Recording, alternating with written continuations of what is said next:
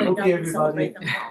It's a pleasure to welcome Professor Yangjin Kim, who you might recognize if you were at SMB meeting last year. The very successful Korean meeting, amazing organization, and of course the dancing at the end was very impressive too. For those of you that were there, that party was something else. Anyway, Yangjin has been, I guess, heavily involved in modelling cancer or sort of processes relevant to cancer, even since the start of his PhD, which he did with Hans Othmer. And he developed one of the first sort of, I guess we could call it hybrid model, where he was looking at how, as this population grows, can you transition from modelling them as discrete entities to a continuum? And so really thinking about that mathematically. And of course, that's something that's still relevant today. And then after that, he went and did a postdoc with many consider a kind of long-term serious player in the field of mathematical oncology, Avner Friedman, who established the MBI.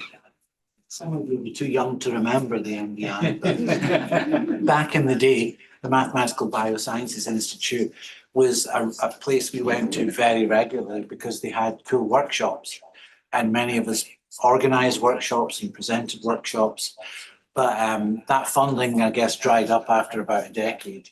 But I guess you were gone by then. And did you and Kasia overlap when you were postdocs? We didn't. She's 3 years ahead of me. Because how I actually met Kasia was I went to one of the MBI workshops, and the postdocs are allowed to take some of the speakers for lunch, and she took me for lunch. So we got chatting about some of the cool work she was doing. That was a little aside. But then after the MBI, he went and got an assistant professor position in Michigan. Yes. And after being there for 2.5 years, 3.5 years, he decided it was time to go back to Korea and establish his group there. And of course, Konkuk University, if you were there, it's very cool. And so it's a pleasure to welcome him back on his sabbatical. He's currently visiting Brown University and his long-term collaborator there. And we're going to hear a little bit about some of the work that he's been doing. I guess historically I've known him for his work in GBM, but it looks like it's far more than we're going to get. You might want to mute your laptop, by the way. Yeah. Yes.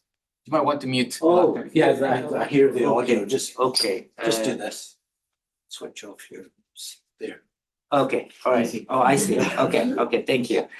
All right. Thank you so much for the invitation, Sandy, and it's an honor to be here. It's the Moffitt is one of the best, actually not one of the best place on earth in the mathematical oncology, and it's such a nice item to be here. So today I'm going to talk about the two things in general. The one in the something called the cytokine shield.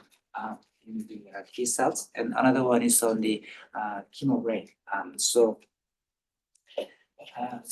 I tend to just focus on what I did, and I forgot to acknowledge all these things. So I had to put this on first before I forget about it. This work has been so I've been working with this the researchers and co-workers, but for this particular works, this work has been done with the Sean Lola at Brown University. He has been a long-term colleague of me, and the another one is with Yangjin Kim at the KIST in South Korea. And so these are the ones who did the experiments, and they have been doing a lot of experiments for me, and I'm getting a lot of data from these groups overall, and hopefully we can continue to do this nice collaboration with them. So before throwing into two big things subjects that I'm gonna talk about today. So the basic principles in modeling, at least from my perspective, is to somehow talk to the biologist and get something, listen to them what they're interested in and what they are missing, and if this is something that they cannot do, and then we can do. Something that they don't have any confidence in, or sometimes they don't have money to do it, and we are really computer to do all this simulation and generate the hypothesis. And so this is one of the examples that I successfully did the collaboration with Dr. Berlin Kaur and the Ji-Young Yu, those professors at the MD Anderson and University of Texas Health Science Center in Houston. So they did this experiments on the oncolytic virus therapy and the glioblastoma, which is brain cancer. And they naturally, these are the oldest data that they did, but it's natural. So they used the triple therapy. They had, some anti-cancer therapy called the bortezomib, and then they add them with this oncolytic virus, the OHSV. And in addition to those, they added the NK cells to see if they can get the synergistic effect. And obviously, when you add the NK cells, because NK cells can easily kill the cancer cells, when you add them to the base, you can easily expect that anti-tumor killing would be increased. That's natural to think about it, and that's what they got when they had. I'm missing this data here, so they have a data to support that, but they couldn't understand, or they had some doubts about the data or some other directions. So like when they deleted NK cells from the system in the microenvironment, the anti-tumor efficacy was also increased. And they couldn't, explain it in a correct way, and asked me, can you use your mathematical models to explain or to see if that is possible theoretically? And so we did modeling. So we used the free boundary PDE systems and so on. And then we, of course, in our models, we were able to predict, this is possible if you change this parameter. In other words, if you changed relative strengths of the oncolytic virus and other systems, and successfully we were able to explain why the anti-tumor efficacy is higher than the Vedic cases, and it turns out that the NK cell depletion essentially led to the increased anti-tumor efficacy of the oncolytic virus therapy, and then they essentially increase the oncolytic the killing. So when you use the combination therapy, you have anti-cancer drugs called the bortezomib,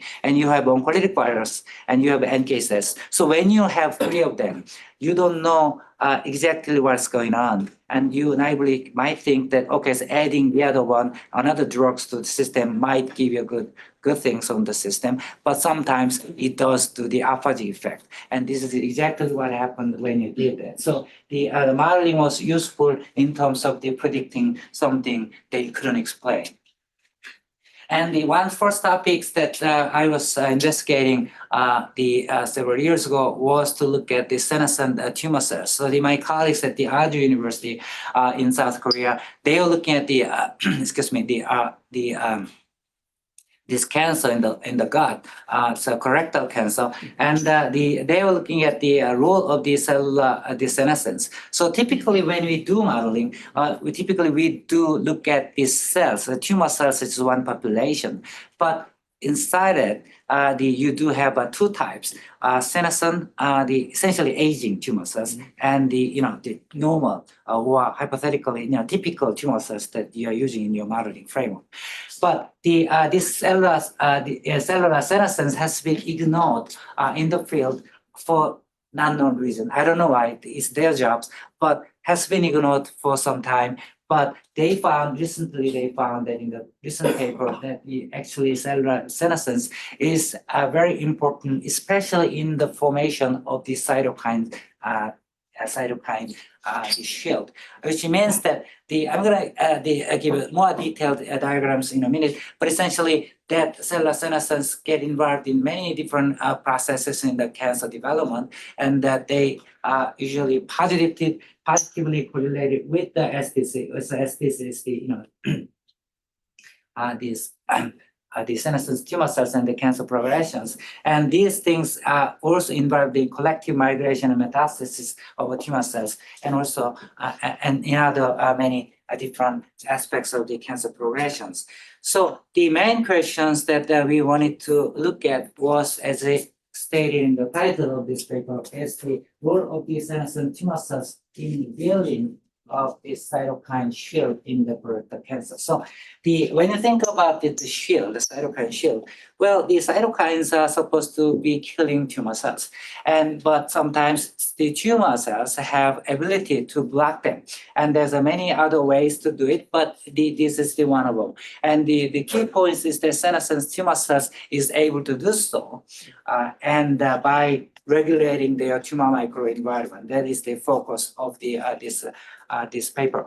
So what they did was first look at so they have seen that some cytokine shield effects on the tumor growth, and then they did experiments on the Boyden chamber. So I'm going to get into the more details in how to model this, but essentially this is the structure of the transwell. So in the transwell, for those of you who haven't seen this one before, essentially if you're trying to you have a tumor cells and you have some other cells, and if you're trying to see invasive capacity of the one type of cell, say tumor cells, then you put the tumor cells on the one top of this chamber, and you put the another things on the bottom, and see how this tumor cells invasion is responding to the chemoattractants or some other type of cells on the bottom. So that's the transwell, and with this experiments, they found that as time goes, tumor volume, the relative tumor volume is changing relative to the control, and they can measure how many cells can actually migrate down to the lower chamber in response to whatever the cytokines and the chemokines in the bottom chamber. So let's look at the general diagrams. So this is going to be typical pictures that probably this is a one-on-one essentially. If you're getting to this field, okay, so you just studied your this tumor modeling, first thing that you understand is that there's a growing tumor, and then there's a blood vessels. And typically tumor cells, they are growing and so on, but they secrete a lot of different things, cytokines and chemokines and so on. And typically they send out some of the cytokines. So in this case, they secrete this CXCL12, also called the stromal factor, derived factor 1. And they secrete this one as the chemokines, and this one diffuse through the surrounding tissue, and then they get into the system, and they will bring in a lot of immune cells or other type of cells. In this case, they are bringing in T cells, and T cells is typical the immune cells that can kill tumor cells. And this is one of the things that they can expect. But as you know, tumor they have their own ability to block or protect themselves from any attacks from the immune system. And in this particular case, this chemotactic movement of the T cells is going to attack them. It's going to kill them. So the tumor then needs to develop. Otherwise, they wouldn't exist. I mean, they would be already gone. So they developed very specific skills. In this particular case, especially the senescence tumor cells will secrete the higher level of the CXCL12. That's a very delicate things that I observed. The very high level of CXCL12, and then this one will diffuse through the system, and then these T cells are coming by. These T cells is coming from the blood system to attack them, but this CXCL12 cuts down the receptor of the T cells, and then they go through their signaling networks on the surface of the ligand and the receptor types, and it goes down to the nucleus and activate downstream signaling networks, which essentially blocks their invasive capacity of T cells. Therefore, these T cells cannot go there. They cannot infiltrate tumor because of this well-controlled level of this one, and that the source of that is from the senescence, the tumor cells. So essentially, a tumor can generate this cytokine shield against T cells attack. So this is the whole stories that I'm going to deliver today. So then the first question: how do they do it? Then is there any way for us to somehow manipulate these systems to overcome this cytokine shield formation? Before you go on, Yeah. So the cytokines obviously play many roles, right? Yes. And Yes. I'm thinking about the bone microenvironment, David. And that whole cytokine storm and this idea of a feedback process that actually facilitates the growth of the cancer. Yes. And so that I don't think is driven by senescent cells, or is it? No, we don't know where it's driven by. Yeah. So I guess one of my points was, are those cytokines also helping the tumor grow?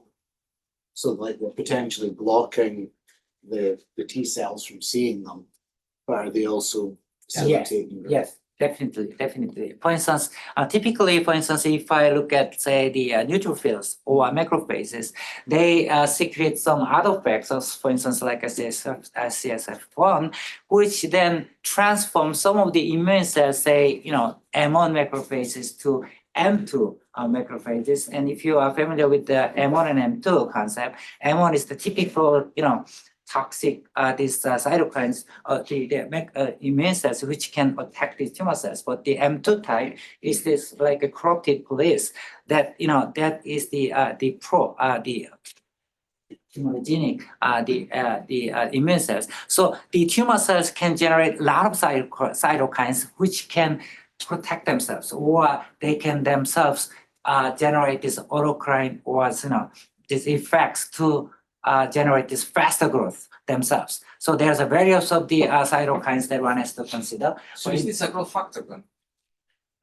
This one can this one not only work as a the chemokine, Yes. but also work as a cytokines. So they can generate, this one get involved in a lot of processes like metastasis, for instance, and invasion, and also cell growth. So it's not just on the T cells. So it also if they're generates involved a lot of in effects. cell growth, they're a growth factor. If they're involved in cell growth, can you call them a growth factor, or is that stretch? For that, I don't think that is involved in the necrotic factors. No, growth A factor. growth factor, yes, Okay. yeah. This can be considered as a growth factor as well. Yes. So in that case, you can see that it has this shield effect, which is great. But the Yes. reason they start producing in the first place, because Yes. when they start or when they don't really care about Yes, the T cells. this one also works This as a also growth because- factor as well. Yes. All right. So this is the very well, that look ugly, but this ugly one is T cells, and this is tumor cells, and within the so you have so this is simple diagrams that somehow generates the whole picture.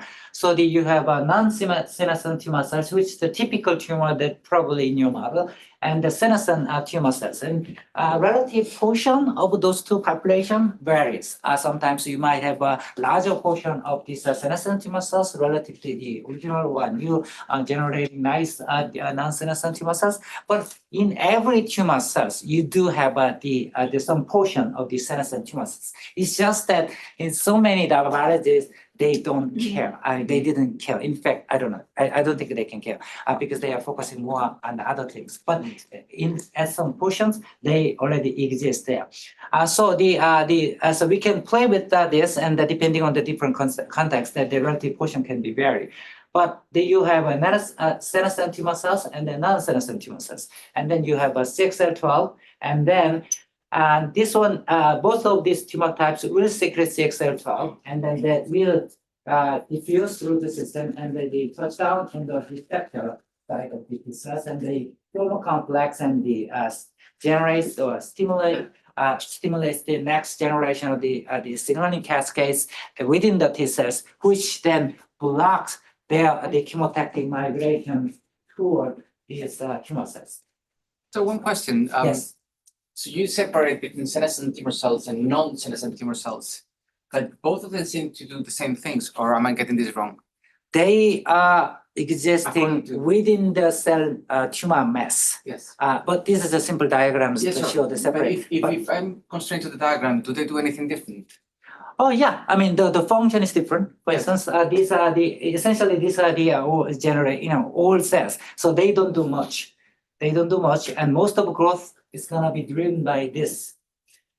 And these guys are it's like dormant kind of cells. Yeah. They are just sitting there and do something weird. Okay. And the most of these things that you are seeing is gonna be from the non-senescent tumors. So typical things that you are learning in the tumor biology is gonna be driven by this one. Yes. But these But guys do it very. there's nothing in this diagram suggesting that they're behaving differently, right? Maybe the equation is the different.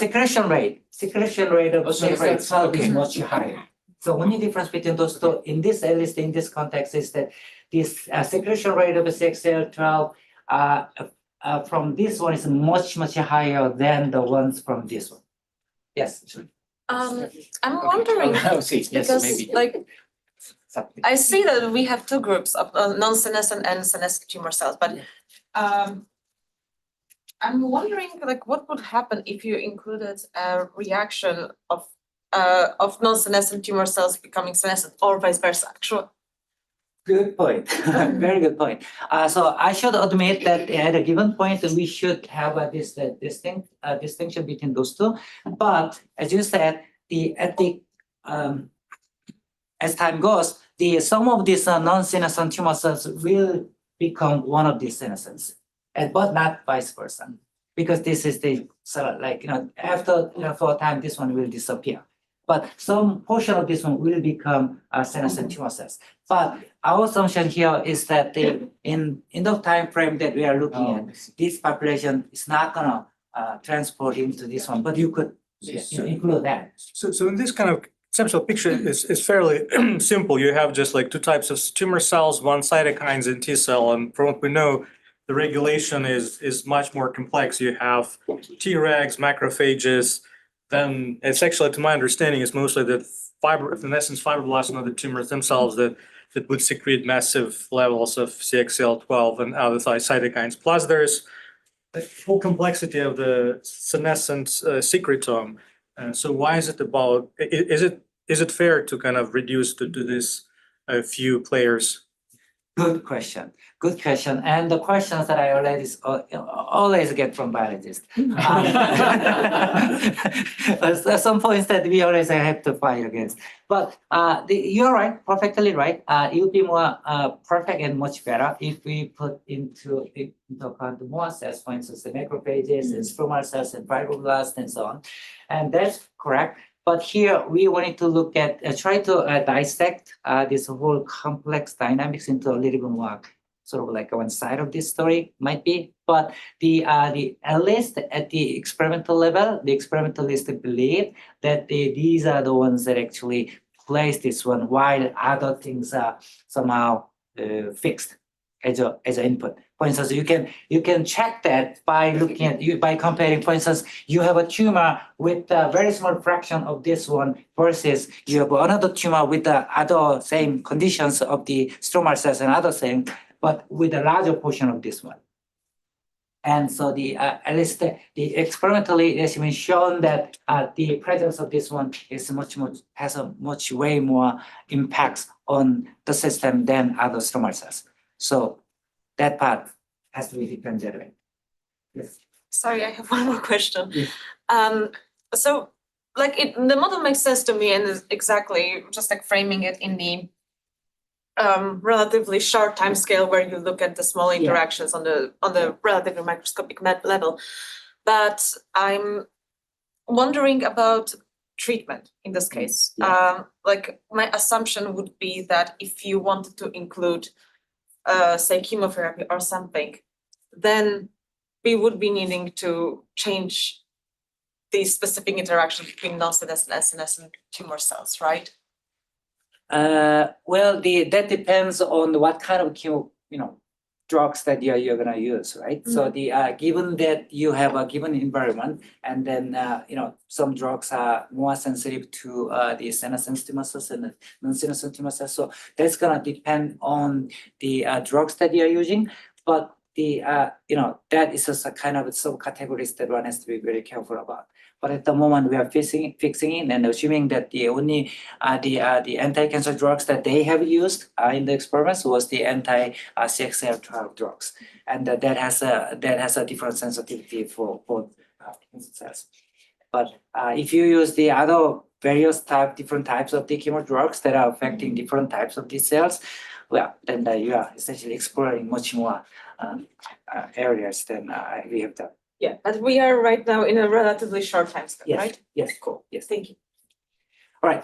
So from mathematical point of view, so this is not. So this is the mathematics and this is the biology. Mm-hmm. So essentially this is a structure of the something called the Boyden invasion chamber. So I'm going to show you the picture of this Boyden chamber in a minute, but some of you may be already familiar with this.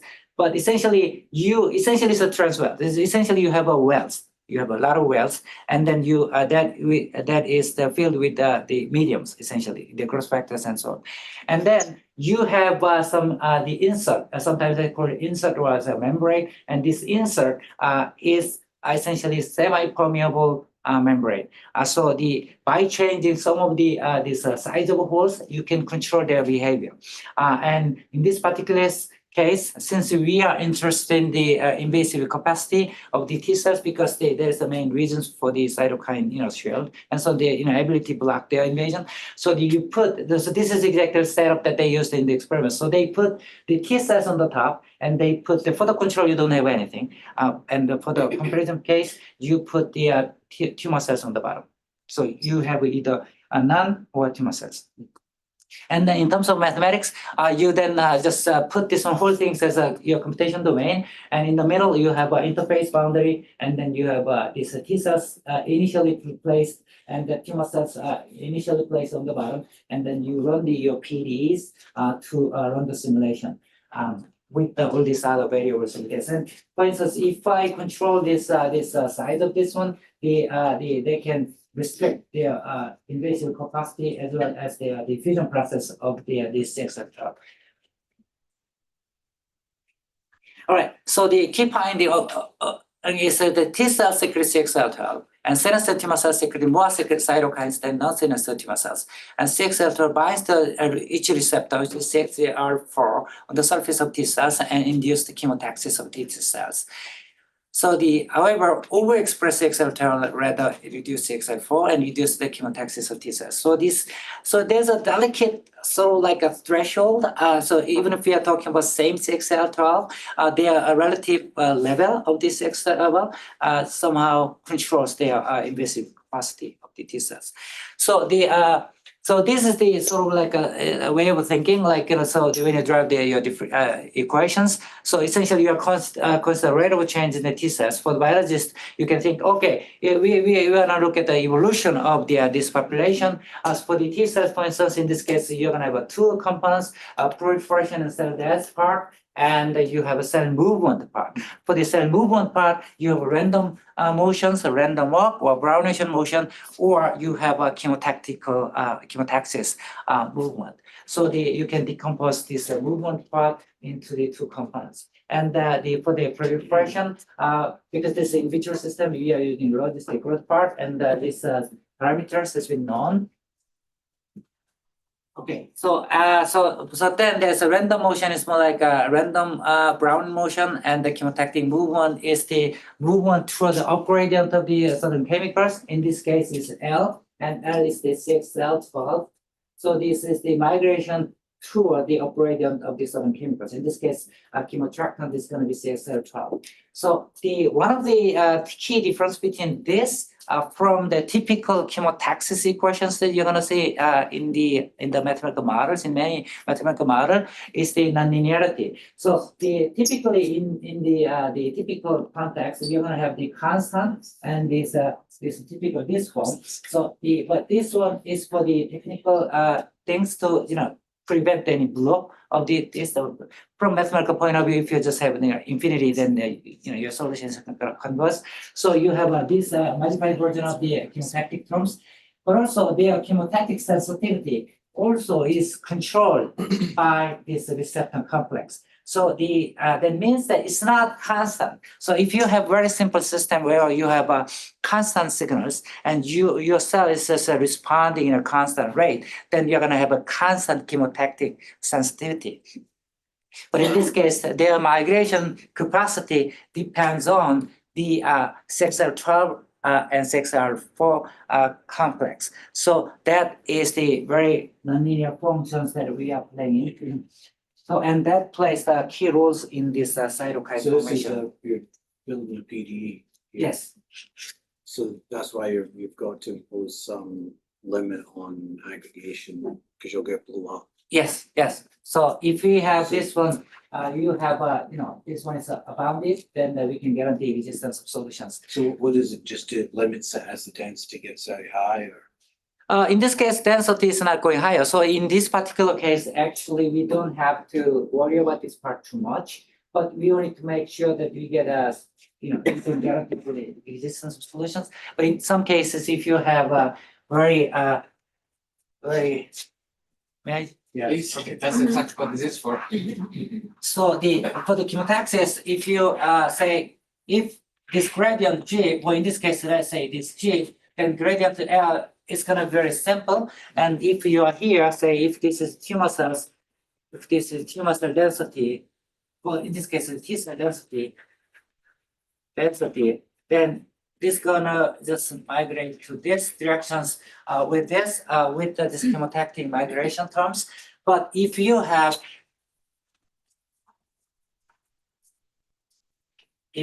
say this profile of the L, then obviously gradient of L and the gradient of L is going to, so in this case, in one case, it's going to be negative, and this is going to be positive. But here, when you, when you are approaching to this, you may have both computationally and theoretically, you might have trouble. So the here, in order to make sure that you have existence of solutions, is sort of like safe to use this modified version of the equations, and also that also allows the non-linearity of this gradient.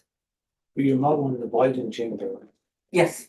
so there would presumably be a clean gradient, not a Yes. bump like that. It'll be something Yeah, just. but also we are running the simulation in general tumors cases as well. So Right. yeah, so we need to make sure that we are running this one in real mice case. So in order to just they make sure that the solution exists, we adapt this one. So you can always modify. You can control and find the good parameter values to have the same effects. So that, but in this case, we also need the nonlinearity in terms of this controlling of the gradients as well. So we have this specific nonlinear terms. Yes. What are the boundary conditions? We're gonna get to that in a minute. Thank you. All right. So so overall, these are the general picture of the T cells, and the same goes for the density of tumor cells. You have two types: the rate of change for the tumor cells, non-senescent tumor cells, and the senescent tumor cells. You have a diffusion, essentially random motion, and this is a proliferation, and the tumor cell killing by T cells. So with this very simple, the PDEs, you can run this general situation.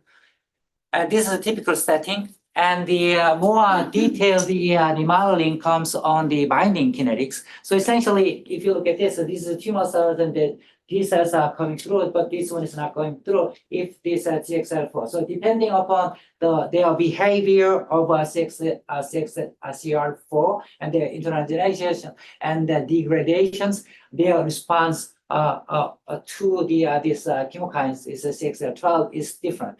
So we are looking at very typical sort of like chemical reactions. So the A plus B forms a complex. So this is a ligand and this is receptor. This is a ligand. It's going to be CXL12, and this receptor is going to be CXL4. And this receptor is very particularly specific receptor for this particular one. And then with the association and dissociation rate, you can form this one. And then you can write down the equation in the next page. But essentially, this is for the biologists who can somehow get their ideas on this, how these things is going to work on. But also biologically, it has been known that they also have internalization and degradation. So the degradation of this receptor is also controlled by the CXL12. So this nonlinearity essentially is absolutely necessary in order to predict what the match to what you are seeing in the experiments. And these are the signaling networks that you're going to see for this receptor. So these are CXCL12, and then there are receptors coming down, and this one essentially coming down to their intracellular. So essentially, they control the downstreams cascades, and then after this receptor binding kinetics, they are going to change the ability of this on and off switch of the chemotactics. So this particular part is going to controlling that. All right, from mathematical point of view, that things can be write down in the local dynamics of the binding kinetics, but also in particular for this ligand, they also have to diffuse. So for particular L, you add diffusion terms for that, and but this one plays at the local, only on the T cell side. So these are the typical equations that you're gonna write down from these typical chemical reactions. All right.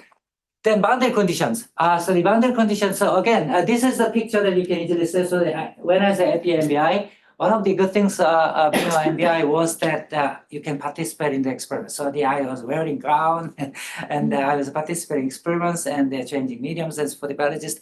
And then one of the things that they do is this. This is they have 12 and 6 and 24 and 48 size of the wells. So we have multiple of these wells. And then again, you put the T cells on the top, and then you put for the control, you don't put anything. For the comparison case, you put the tumor cells, and you have several different ones for the 48 wells, and you have many wells, and then you can change the relative ratio between this population and so on, and that's what I done as an MBI postdoc long ago, and by changing even the relative ratio of those population, the response curves is also different. But in this case, we follow the protocols that they did in the experiments, and then mimicking of this interface. So interface, this guy, so it doesn't look like this way, but this one has a lots of holes uniformly distributed. So if you look at the Friedman paper, the theoretical paper, there's some techniques called the homogenization. So if you use the homogenization techniques, then you can drive boundary conditions, and that leads to the Raman type boundary conditions. And the one of the key parameters that derives from there is the gamma I, and this gamma I is called the permeability parameter. So what it does is essentially, even if you have lots of holes in there, you can change the size of holes. They can be anywhere between 0.0001 in diameter micron, in terms of micron, and they can be like 5 microns in diameter. Typical cell size is like a 10 micron in diameter. So if you have like a 5 micron in diameter, they can migrate. They can just penetrate. They can deform their body, and they can move down. And then they move down from the top to the bottom, and then that's why that after for a time, you just pull out this one, and then you just take out all these cells are hanging on the bottom of this, and the count how many cells actually migrate toward the lower bound in response to the chemotactic the signals from the bottom. So the typical pictures that looks like this one, and there's a little gaps in here, and this one you will just go down to that. So the boundary conditions that look like this one, if you wants to look at, so for the outer boundary, for the exterior boundary is a no flux Neumann boundary conditions. For the interface boundary, you do have that things, and then you can, by controlling this one, you can either get this Rabbit PD boundary conditions. So the interface boundary is that G plus gamma I blah blah, that one. Yes. So essentially you have to make sure that the flux is the same across the domain. So the from here to there, and this gamma I. So for instance, if you look at it, for instance, if this gamma I is 0, then if this is 0, then J plus is 0, right? And then these two things are 0, then flux is 0. What that means is that flux is 0, so nothing can penetrate. So it's complete block, right? But if you have a larger gamma I, for instance, if you divide all these equations by gamma I, then you get gamma I divide J plus and plus n equal to U plus and minus U minus. So if gamma I is large or infinity, then this one becomes 0 or close to 0.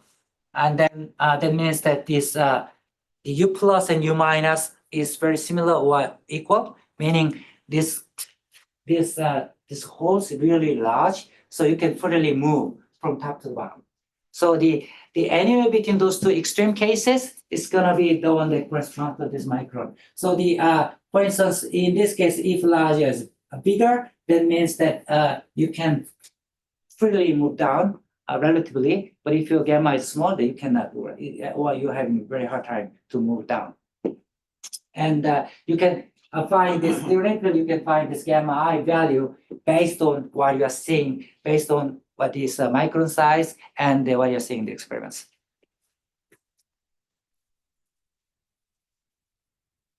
Okay.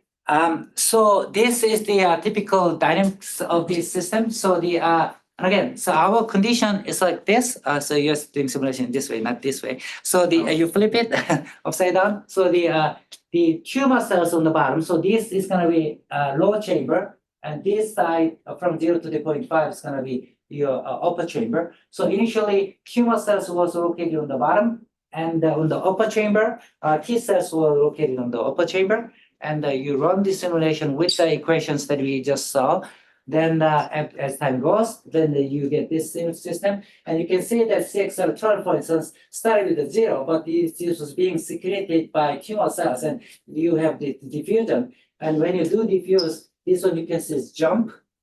This jump is due to this permeability parameter. So if you have the bigger or smaller gamma I, then you have a bigger jump. And if you have a bigger one, then you have a little bit smaller gaps. So that controls this the jump size. So and then in response to this, the XCR and the complex values is going to change on the T cell side, and then you can compare these results with the experiments. Then the dynamics is that this is the time same as in the experiments. So this is a very relatively short time frame for the experiments. And then for the complex level, this is the CXL12 and CXL4 complex. So without CXL and with the CXL, so you can say that the complex level is changing, and then you can compare that with the experiments. So you can say that with the CXL and without CXL, the response of the invasive T cell population. So you can say that invasive T cell population is going to be really high compared to the experiment, compared to in the absence, the case with the absence of the CXL. That means that large values of the CXL level will somehow work as a chemoattractants that essentially induce invasive behavior of the T cells. So that is consistent with the experiments. So in general, see the flow chart essentially says that okay, you have a non-invasive T cells and invasive T cells. Essentially, you have this complex and this L essentially controls the intermediate or high levels of this one, and then this complex controls the different phenotypes of the non-invasive T cells or invasive tumor cells, T cells, and then their relative phenotypes, they can either attack or they cannot attack T cells. Okay, then what is the theoretical output? Well, let me do this both. So on the x-axis, you put the CXL level, and you have concentration levels for this complex and the receptor. So receptor comes down as the XL level goes on, but the complex obviously goes up because of natural equations that you have for the binding receptor kinetics.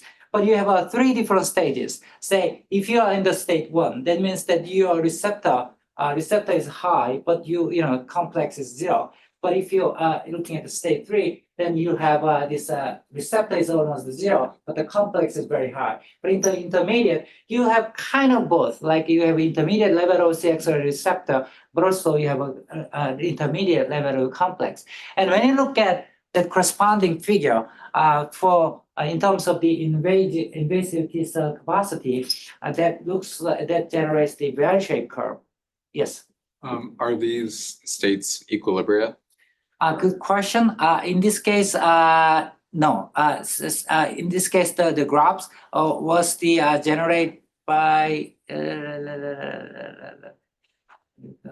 Yes. So so this one is at the equilibria. That part I'm not sure. I believe this is the equilibrium, but that is quite similar to what you have. But this invasive T cell population, I believe this one is from the final state at the final times. So, yeah. Time step depending on what other processes are. Yeah, so that means that the invasive capacitive T cells is gonna be maximum when you are kind of in the middle. So it's kind of interesting to see if your ECX level is too low, then you are in the state 1, so your invasive capacitive T cells is not that high. But also, if your ECX level is too high, then also the invasive capacity is, and this is essentially the that part. But invasive capacity of this one would be maximal when this level is in the intermediate level. So this is very nonlinear the dynamics. And that is quite consistent with the experimental data. So the depending upon the level of the CXAR12, the relative capacity of the T cell invasion is going to be nonlinear in terms of the this CXAR7. Yes. There is a big jump between 50 and 1,000. Yes. Do you know physiologically why there is this big difference? Why is Good question. Typically, when you get this kind of the graphs from biologists, that means that they either don't have enough money, or Okay. or they did a lot of experiments in between, but doesn't make a big difference. So they just simply skip some portion of it. So this means that this is kind of very critical value, and when you pass this line, it's not going to be like this, it's going to be like this. So you cannot see that. That means that if you go really, really far, then you're going to just jump down quickly. So, and this is kind of, so typically when you see this one in the experiments, this is the maximum values that they can get, at least based on what they did in the experiments. So that means that 50 is going to be around. I apologize if you said this. Over what time is the migration? For this Boydon chamber the experiments, that is going to be run for the 3 hours in this case, which is very fast or short, because in some cases, depending upon the cases, in some cases they do this transfer assay experiments for 24 hours. Sometimes they do that for 3 days, or sometimes they do it for the 48 sites. I've seen I wonder, various T cell different- capability to divide very fast, and is there any normalization to the division rate? Because that high level of chemokine may also affect how many T cells there are overall in the almost 2 days, right? Yeah, but this is the in vitro system, so they can control. Still, the T cell divide in vitro. Oh, yes. So if this is based on the absolute number of T cells, you start with a certain amount, and they may also. This is not the total population of T cells. So when I say invasive T cells, meaning you have T cells is going to divide and grow. I understand that. No, I get that. Yeah. But imagine that I put 100 T cells, Yeah. and at the bottom there is now 50. Yeah, I say 50% of them migrated. right. But I don't take into consideration the fact that my original 100 T cell may have divided in 250 over 2 days. So now it's not 50% migration, it's 20% migration. Mhm. Now, given that the eye concentration of this chemokine may also affect division, so now I put 100 cell in, and instead of getting 250 that I will get in the other two concentration, I only get 125. And I see that there is only 25 migrating. My conclusion is that there is a decrease in migration when it's actually still 20% of them migrated. It's just a decrease in the number of cells that are available at the time. So my question is, how is this normalized in terms of absolute number of T cells? Absolute number of T cells, I don't think so. I think they just simply counted the numbers on the bottom. But not on the the bottom. one on top. But their running time is just only 43 hours, so there's not 43 enough. hours is still. No, 3 hours. Three. Three. I thought you said 4 hours. 43. Sorry, it's 3 hours. So that is not Yeah. enough time for cell division. So My bad, sorry. I thought you said 43 and I was like, well, it's still 2 days. Okay, sorry. Okay, so how am I doing in time? It's You're already- doing good. Okay, Oh, if he has another 100 slides, Well, I was gonna say, they run till 1, so you get half an hour. half an hour. Okay, great. All right, so so then, Actually, a quick question yes, about concentrations of CR. Well, I mean, yeah, that change is striking even experimentally. But I assume that T cells do not move maybe because of the rapid equilibrium, like reaching to on the top right when you put high concentration of CXCR, most likely the saturation of the receptors now cannot anymore detect the gradient. Is it the case, first of all, or because it needs to move forward towards the gradient to find the tumor cells? Yeah. But if all of the receptors are already saturated, then they won't anymore understand the gradient, so they will stay. Is it what's going on? Yes, but the relatively speaking, this receptor binding kinetics is very short time scales, so they are usually very fast compared to what's going on in terms of PDEs in general. So this is like you kind of have to look at multi-scale time scale frameworks. So the intracellular signals are usually in terms of the very seconds, very fast.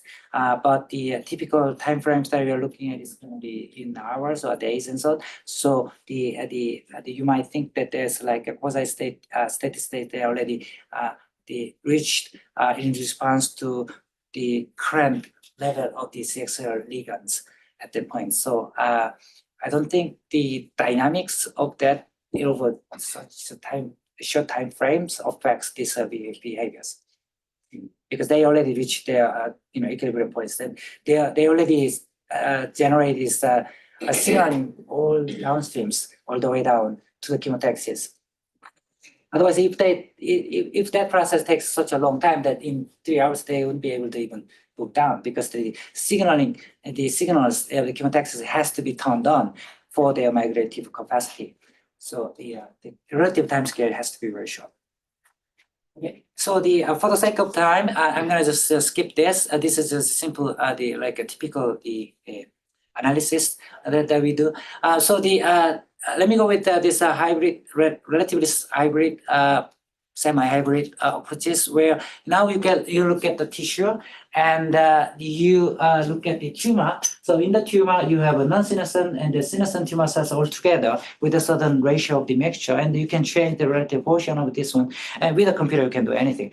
You can change this one, and then these are the blood vessels, and you can have various cell types. In this particular case, we are looking at the T cells, and you expect to see some kind of invisible cytokine shields that looks much more like Great Wall in China. It's like blocking invader from the surrounding areas. So but it's not going to be visible. It's invisible because it's a cytokine shield. It's something that blocking some in the air.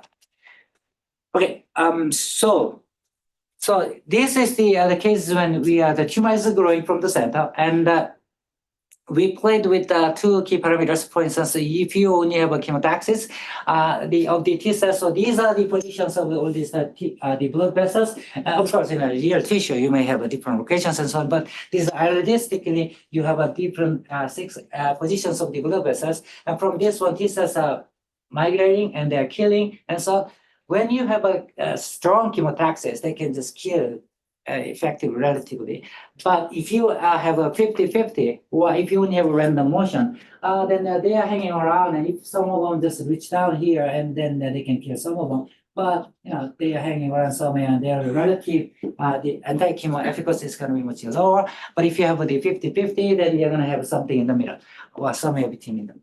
Can I ask, Yes. this looks discrete and continuous, but I presume it's all continuous, is it? In the background, the tumor cells populations are is a PDEs, and the only T cells are discrete. The T cells are discrete, Yes, right? Because you never mentioned that. sorry. Yeah. So those, because they look like they have shapes, right? They're. Yes. So we are using this the cellular automaton grid. So in fact, it's not cellular automaton. It's how do I say? There is a lattice free, but we prescribe the invasion vector, so movement vector, based on the gradient of this CXL12.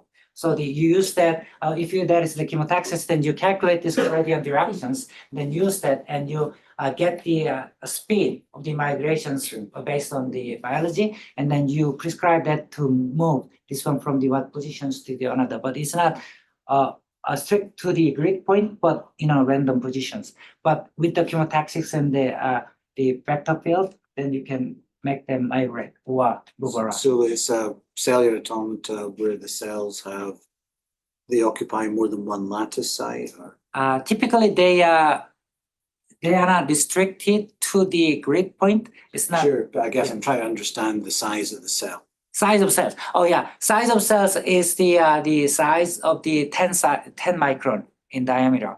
So in this case is small. Like if I remember correctly, this one, the one cell is gonna occupy one site. So it's kind of similar to the But they can cell move freely automata. on, there's no grid. There's no lattice, it's Yeah, lattice yeah. free. So does that mean they can overlap? Yes, you can overlap. Because the points are unlikely to be Yeah, identical. yeah. Okay. So then of course this is the analysis that you get the normalized level of the chemo cells. It's gonna be minimum in the mode. So this means that the chemotaxis is gonna give you. I want to ask more questions. Yes. I'm sorry, you have to go first. Because you're interacting discrete continuous agents, and obviously the tumor has a density. Yes. Does the density of the tumor impact the migration, or is it only chemotaxis that's impacting the migration of the T cells? A tumor cell density doesn't affect the migration of T cells. The chemokines does. Sure. Yeah. But they're still penetrating a dense, massive tumor, right? Yes. Sort of. Yes. Like butterfield, Sorry? like it was butter, Like it was butter, yeah. So in this case, there's no barrier at all. It just goes, they just easily, freely move into the tumor and start eating it. so to Yes, speak. so I see your point. So we didn't, in this particular case, we didn't take into account like mass density or packing density of tumor cells, which is gonna be, has to be actually taken into account. Like, because typically the penetration or infiltration of the immune cells toward the center is gonna be, they have to face a lot of obstacles like packing density inside is and or the extracellular matrix that are blocking their infiltration. So And also we didn't have that like T cells don't have infinite kill power, right? So That's right. like they kind of burn out a little bit after they've used up some of that energy, right? Yeah.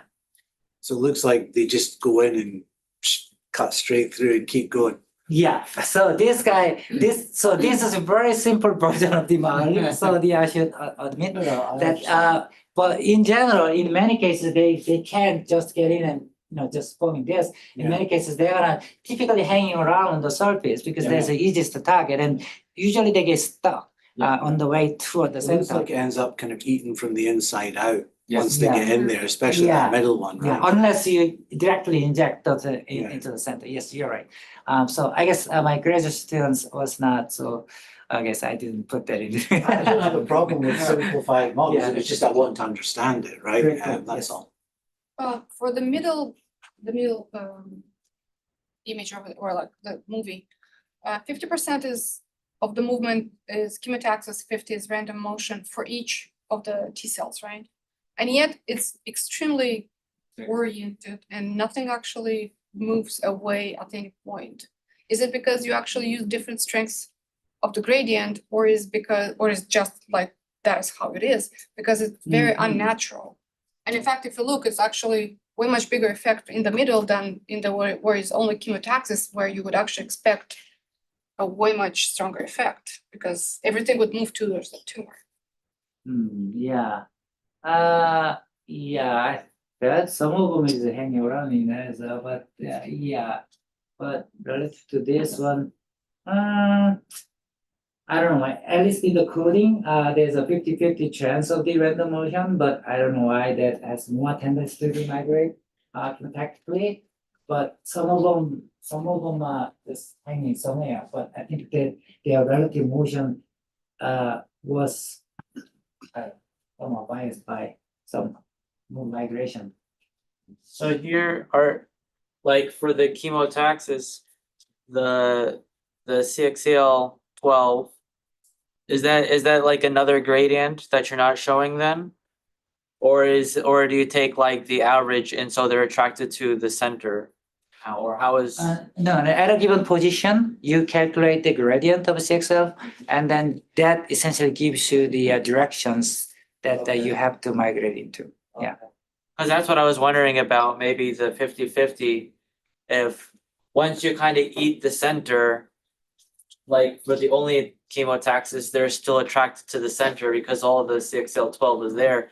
But the 50-50, it's all there, but now they can, there's more random motion, so they can, Yeah, they can kill a lot, you know. yeah, they do this, That's why so, you can have this more expansive killing. I don't know, that was No, my it's like about thinking. the directionality, it's like very, It may be because they're all very, depending how often you symmetric. take the pictures, because the middle one is slower definitively, so if you will take more often, they may move more randomly.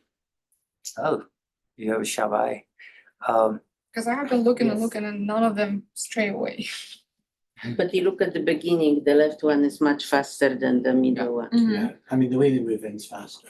But when you talk about The other move random. the blood vessels, right? The And so center and the you don't left, actually have any they vessel stay in the structures center. here, do you?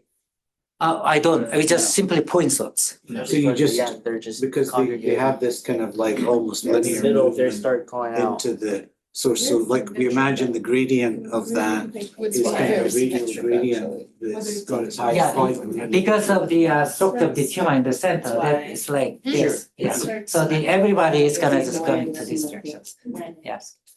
But then it's also like. So if we start with a different tumor, say, From the or outside, it's different still configurations, variable then direction.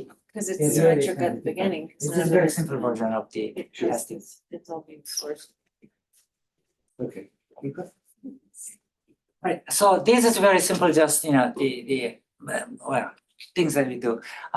So this is the case that we need to look at. So the without STC and this is with STC. So and again, so with the STC, you can see that this one, you can see this there's a lot of T cells are coming in and they kill a lot of cancer cells. But with the STC, you can see that it's invisible. But there's some invisible cytokines that are actually.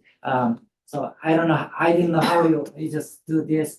But It'd be good to some see are that. obvious. Do you have a simulation where you have the CXC12, whatever it's called? Yeah, so I guess use some level set kind of the functions to somehow get the Yeah, to draw. level set of yeah. 6L12. Yeah. I guess I didn't. What's STC? Sorry.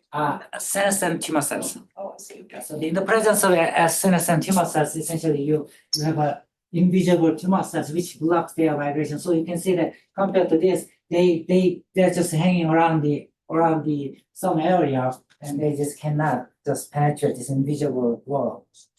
That's the effect of the senescent tumor cells. So that with that tumor cells is able to just avoid any attacks from T cells. Are they well mixed in there or? Are they well mixed? You mean STC and non-senescent? Right, you have, are they all Yeah, they are all STC? mixed inside. So here, so this is the sum of the non-senescent senescent tumor cells. So you don't see distribution of those two populations. And you have a different proliferation rate, so the Yeah, they amount have is a- changing Yeah, over they have a time. different proliferation rates. And so, but yeah, it's inside. Yeah, that's why it'd be useful to see that gradient. But just to remind me again, because I'm forgetting the biology, so the chemotaxis of the T cells is driven by the gradient in the CXC12. Yeah. But it's also the CXC12 that's secreted by the senescent tumor cells that blocks them from being visible Yes, when the level is strong enough. when the level's high enough. Yes, Right, okay. yes. So on the picture on the left or video. Yeah. If you run the simulations long enough, Yes. are all the tumor cells are they all going to be eaten or are you going to see some islands that will just like? No, T cells is not enough to kill them all. Because T cells, tumor cells, they own capacity to survive. But that's actually interesting because if you have like these small islands and you have tumor being spread, Yeah. that could potentially lead to resistance, Yeah. right? Which is a big problem in the brain cancer. Because that's a major reason for killing. Yes. Do you have the chemotaxis dependent on the size of the tumor? Because as you get a larger Depends tumor, on what? dependent on the size of the tumor? Because I'm assuming as you get a larger tumor, you have it produce more CXCL. 12, and so then- That is so good it's question. speed up. In terms of the, when you set the initial condition, that essentially is reflected in terms of secreting rate. So essentially that, so for instance, if you have a smaller tumor, then the initial secretion rate itself is fixed, but essentially the source itself is smaller, right? So you're gonna have a relatively smaller one, but when this one is getting bigger and bigger, then I think you're gonna be reaching to the same effects as starting from the bigger ones. Yeah. Yeah, okay, that makes sense. But also in that case, wouldn't you need to have like the cells becoming senescent? Because we don't have cells becoming senescent in the model, and senescent cells don't divide. So if you really like are amping up based on size, it's more dependent on the senescent cells than the dividing cells. Yeah, well, I was just wondering if there was a change in the rate of chemotaxis at some point. And so, yeah, you would have, as it becomes more senescent, a decrease in the CXCL12 production, which could No, decrease. it's an increase. CXCS12 is produced mostly by senescent cells. Oh, But you yeah, can yeah, assume you're the correct, you're senescent correct, yeah. population is constant because it's non-dividing.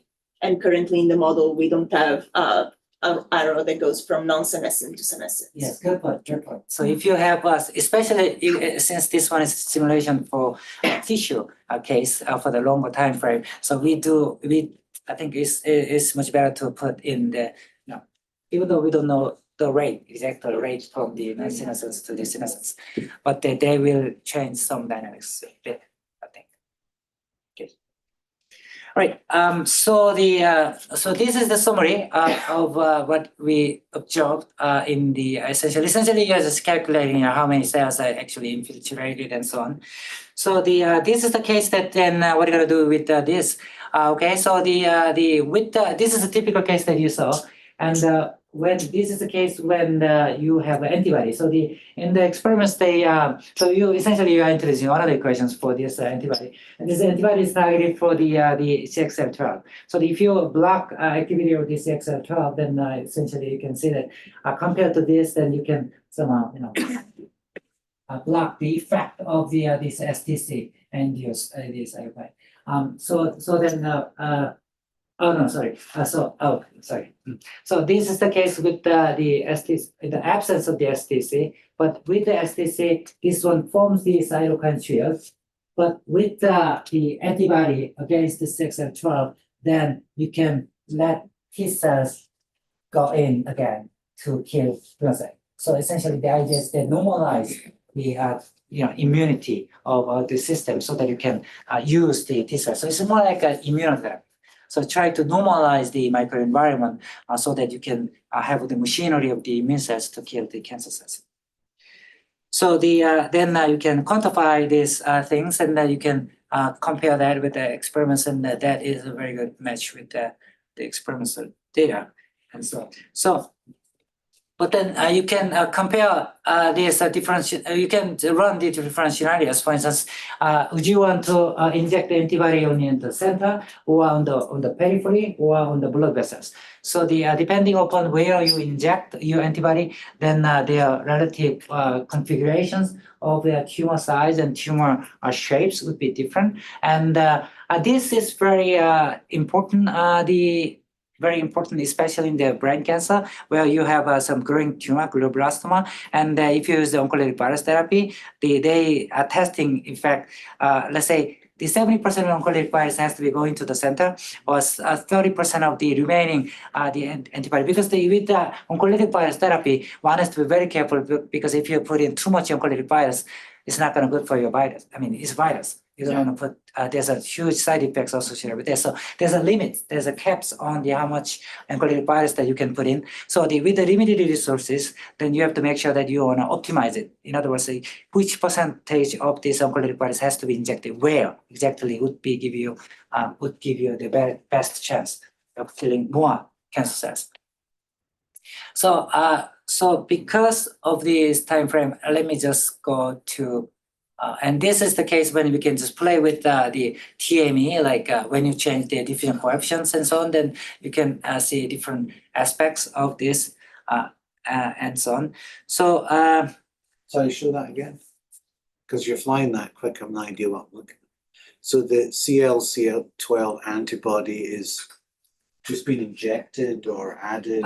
Essentially, you have the different domains, like here, the diffusion coefficients essentially is much lower here compared to here. So then that reflects the fact that in some cases, the tissue composition in certain parts of the organ is different. So they can be more rigid and they can have more dense structure, then their diffusion coefficient has to be lower. I mean, their diffusion coefficient is going to be different. Then this is more relevant if you have some mixture of those tissues. For instance, if you have dense tissue, for instance, you can think of that as the brain cancer. In the brain cancer, you have gray matter and the white matter. And the tumor cells tends to migrate along the white matter because it's easier for them to migrate along compared to the gray matter. So their diffusion coefficient, in other words, their moving mobility is different based on their tissue composition and their biophysical conditions of the tissue. And this one essentially is one of the things that we play with. When you have different compositions, their behavior of penetration is going to be different. So in here, so they can really get into this, but they have very limited access because their migratory capacity is very limited and they're just hanging up there. So in the model, when you give the antibody, that just negates or removes the CL12? No, just change the diffusion coefficient of the antibody and the CXL12. So they changed in a different domain. You say if this one has the 10, then for the other domain, you reduce it by, say, 0.1. Sure, the diffusion of the antibody, but how does the antibody impact the CXCL12? The antibody is going to inhibit the activities of CXL. Essentially, that degrades. They degrades this CXL12. Degrades the CXL12. Yeah, CXL12. Therefore, their corresponding effects is going to be different. Okay, so for the sake of time, so this is the summary of what I've done essentially. So the cytokine shield formation is very neat and nice. The strategy for cancer cells to protect themselves, but somehow we have to develop some new strategies to then block their strategies.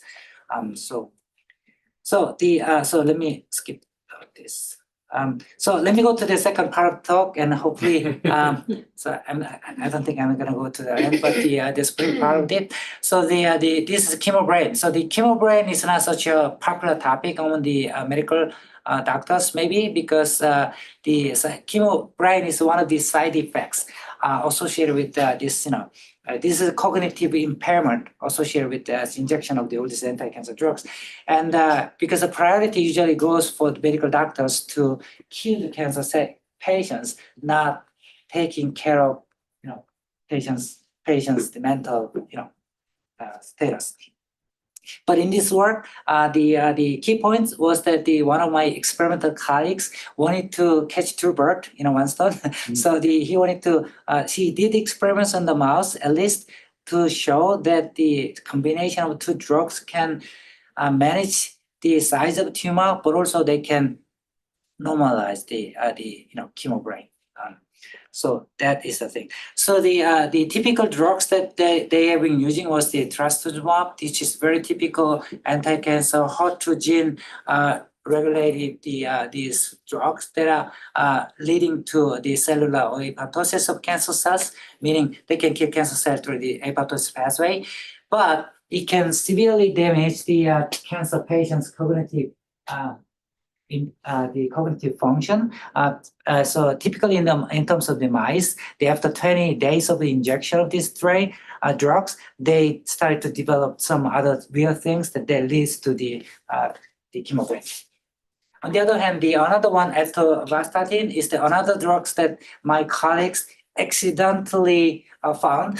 So it turns out that he was trying to find these magical drugs that which he's gonna do exactly what he wanted to do to control the chemo brain. But he tried several different drugs on the mice, but he failed a lot of them.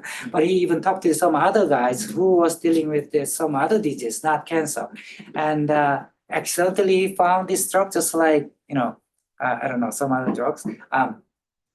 So this is these drugs, essentially the drugs that are suppressing cholesterol. So this is for the fat people, not for the cancer patients. But this one happens to be working for chemo brain. So they did experiments and in South Korea, and they did do all these imagings, and you can see there the dosing schedules and everyday ATV and the combination of this one and so on. So the based on this the drug combinations, they wanted to look at what is the effects of combination of this therapy. So it's very primitive checks to see if this mouse is in fully function. So this is very basic, and I also there's a fancy way to do it, like there's imaging processes and they can check this and so on. But the very simple, even for the human, this is one of the things that they do at the hospital. So they use this, they show the picture and show the picture of the apple and show the picture of their sons and daughters and their parents and show, oh, do you recognize this person? And they say, no, I don't see who this person is. Then obviously, well, they cannot recognize their sons and daughters and their parents and so on. So they're very primitive way of checking their chemo brain, but that are being conducted on a regular basis. So they did experiments on this synergistic effect of these things. So let me go straight through. So these are all the experiments and on the what is the optimal the locations of vessels and how their efflux is coming through the vessels and so on. So they check on their the capacity, efflux conditions and intensity and everything. But they also can check relative portions or their signaling networks of this the vascular density as well as the anti-cancer treatment options. So this is the major results that they did in the experiments. So they can not only just check the tumor volume as a function of time, but also they can check the level of the full changes of the critical molecules, for instance, IL-6. So IL-6 is the very upstream molecules that leads to this chemo brain, and and also this another one, the TNF-alpha and I-beta and so on. And also they also check the BCL2, which is the gateway for the apoptosis. So in response to these 4 different combinations of the therapy, they can check their relative intensity of BCL2, which is a critical component in the apoptosis pathway within the cancer cells. So this is the diagram of the system. So this is the tumor microenvironment, and what happens is that within the cancer cells you have NF-kappa B, BCL2, and BAX. This is a very conventional, typical the signaling pathways for the apoptosis pathway. And the TGB is the typical drugs that they are using. So long-term use of the TGB leads to the upregulation of the CSC, which is the cancer stem cells, and then they form a niche, and then they can proliferate and in a large portion, and then they can generate strong level of the IL-6, which then leads to the chemo brain. So this is the chemo brain part, and they can kill cancer cells by inhibiting level of the BCL2. And when you add this ATV to the system, then they can directly control the IL-6. Then they also, as it controls the NF-kappa B, then they also controls the apoptosis of the cell signaling. So with this diagram, then we can generate this mathematical model. And this is the signaling networks that we are talking about. So without TGB and with TGB and with the combination therapy, they are up and downs of the key components of apoptosis pathways being changed. And then let me go on this. And then mathematical model that looks like this. So you have IL-6 and TGB, and you have cancer cell tumor cells, and then you have signaling networks, and then you develop your mathematical model. And then you have equations for cancer cell density and the cancer stem cell density and the IL-6. And this is gonna be key components to measure the cognitive impairment. So you're flying through that, it's hard for us to follow. Yeah, But could you just go back one slide? I know Yes. you're trying to get through. So you've got a bunch of differential equations that Yes. are representing this pathway in some sense? Yes. So this is the signaling pathways of the Yeah. apoptosis. So NF-kappa B induce the upregulation of the BCL2, and the BCL2 inhibits the effects because this one is a gatekeeper. So essentially, the cancer cells are staying in upregulation of this one because when the axis are upregulated, they are killed. So they have to kill. So they die. So typically in cancer status, this one is upregulated and this one is downregulated. And based on this, the errors and the hemobart, then we can write down these ODE systems that represents their dynamics of the intracellular signaling. So are you modeling a single cell? Are you modeling a population of cells? So within a tumor cell. So in this case we did both, but in this case we developed the OD model. So we have to assume that this one is happening within the tumor cells. So one disadvantages of this process in the OD is, of course, you are just taking average of everything. So you can see the general average values of this one, but you cannot see individual levels, how they are doing in the given positions, of course. But at this level, in the population level, this one is the typical average changes of these molecular levels within the tumor cells. So this will be assumed to be uniform across all tumor cells? Yes. So the one has to be getting more details, and in fact, my students are developing hybrid models to incorporate this one at the different location of this one, because spatially, all these molecules are different, and their regulations are different. So, and this is the typical equation. I'm skipping this one because with the apoptosis pathways, that they can kill cancer cells, and then they have cells, and then the cancer stem cell density comes from this T tumor. And then this one's, this is not supposed to, this one's supposed to be C, TGB and C, and there's I6. Okay, so one key point of this is that with the 3 different cases, they can control different levels of the pathways. For instance, in the control cases, typical tumor, NF-kappa B and the BAX is usually suppressed, just like in here. So this is the threshold. So with respect to this line, if this one below this is downregulated, and this one, red one, BCL2 is upregulated, meaning this one is high and this is low and low. That means that they are in the anti-apoptosis. That means the cancer cells are thriving, they don't die. But with the TGB treatment, say when they did this, they can see that they shoot up this BAX level, and the BCL2 level goes down. So in that case, you can lead to the apoptosis. But after 20 days also, the TGB essentially drops down because of this long-term treatment. They started to develop side effects, and their long-term treatments is not good because they started to develop the side effects, and that the drugs is not so effective afterwards. And the last slides, that is the combination of the TGB and ATV.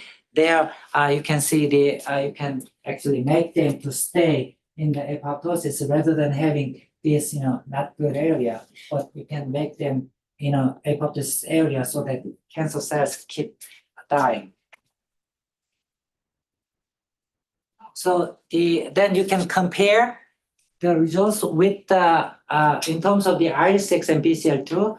For instance, this is the computation results, and this is the experiments, and this experiments and this computation results. And you can see that in response to 4 different cases, this is TGB off, this is the ATB treatment, and this is the TGB. So in response to TGB, I can see that IL-6 shoots up, and also in response to TGB, this BCL2 goes up.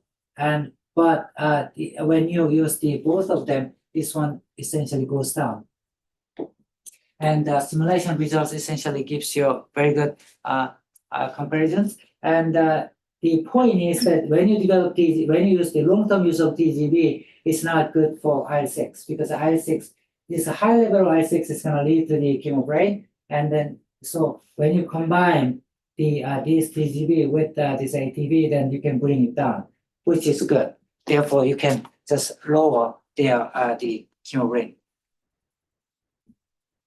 So this is then anti-tumor efficacy. Then you can try with these many different strategies on this, and it turns out that when you put the TGB level on the x-axis, you get best anti-tumor efficacy when you are in the middle. So that means that when you inject too much TGB, it's not so good. Intermediate level of TGB is going to give you best results. But in this case, other than compared to typical other study, we are also trying to improve the patient's mental health. So we not only we are focusing also on the anti-chemo efficacy. That means that when you anti-chemo efficacy is going down as TGB level is going up, because when you have used a strong dose of TGB, they don't recognize their sons. Essentially, they are the cognitive impairment. Cognitive level is functions that goes down. So when you combine those effects together, then this is the curve.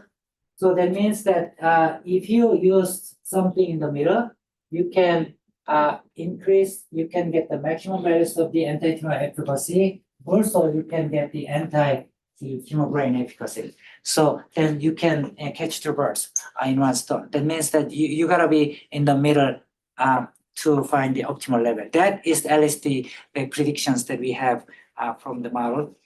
And of course, we are losing time, I guess. Yes. So let me just go to this. So we did several different strategies to find what is the optimized injection schedule. So idea is that you wanted to find best spot. So it turns out that this is going to be best spot in terms of injection period and injection dose. And in this case, then we can have best results and outcomes in terms of the chemo brain and also anti-tumor efficacies. And with these strategies, we can have, so this is this is you, the green one. So the y-axis represents your cognition level. On the x-axis is the time. So the normal people like you, their cognitive level stays here, even though I think, so the medical field, they consider if your cognition level stays above the 80%, then that is considered to be normal. But I guess I'm gonna be somewhere around here. I tend to forget, like I'm locked out, and so. But so probably most of you will be up here, but I'm going somewhere here. But so as it goes to the cancer patients, their cognitive levels relative to the baseline that goes down, continuously goes down, and typically it goes down to the 50%. And this is the times when they don't recognize their relatives and their fathers and daughters and so on.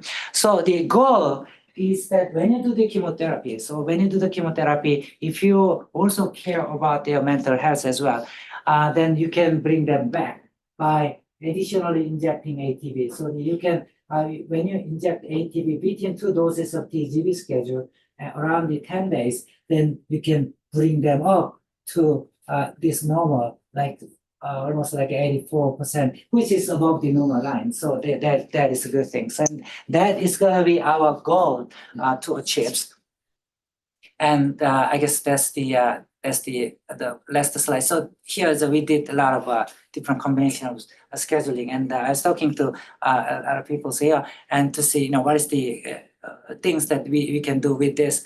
And we are using optimal control approaches to see by controlling the not just looking at the tumor size, but also looking at their signaling level. So by looking at how they are doing in the signaling level, then you can inject and then And by monitoring this one, you can decide what is the next steps to go based on their molecular status of the each patients. And that is the approaches that we are using and so on. So let me just wrap up with this. Another cool things that I'm doing this. This is the one individual cell movies that individual glioma cells are penetrating blood vessels and the end feet of astrocytes in the brain. That they have to penetrate these things for the invasion by reducing their cell volume by 30%. And when they do that, they are exchanging this calcium and the CXL chloride and all these ion channels. And we are using immerse boundary methods to simulate how actually doing, and by solving this cell migration and solving ODEs for these calcium ion channels between those two cell types and so on. So these are type of things that we are doing in addition to this type of immerse boundary method and hybrid model that this Sandy introduced. I guess that's it. So thank you very much for your listening.